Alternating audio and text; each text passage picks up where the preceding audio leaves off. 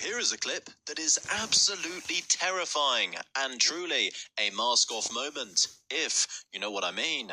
British religious scholar Abu Walid went on record and openly admitted that he believes it is necessary to impose humiliating laws for non-Muslims in Britain in order to convert them. He directly cited verses in the Quran as justification. Just take a listen to this.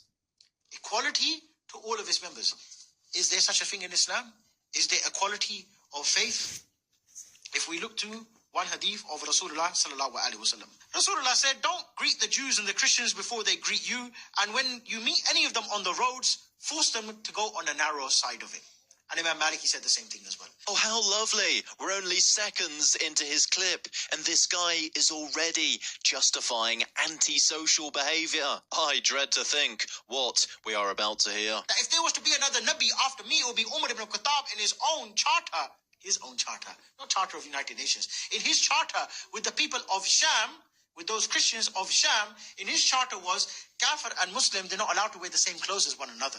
If the Muslim, he comes out on the day of Eid and he sees Kafir with nice clothes, the Kafir has to take his clothes off and give it to the Muslims.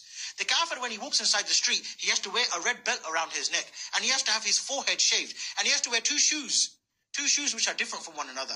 He's not allowed to, and he's not allowed to walk on the pavement. He has to walk on. He has to walk in the middle of the road, and he has to ride on a mule. And that's only for the adults, not for the children. And you can see how Islam would make the child become a Muslim. And let me remind you all, just in case you didn't quite realize this part, this man can vote in our country. He gets a voice in who reaches power. That should be extremely concerning.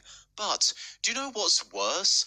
Willfully blind, foolish leftists who will make excuses for this sort of rhetoric, or just turn a blind eye to it because it contradicts their childish dream of a cosmopolitan, open borders utopia in Britain.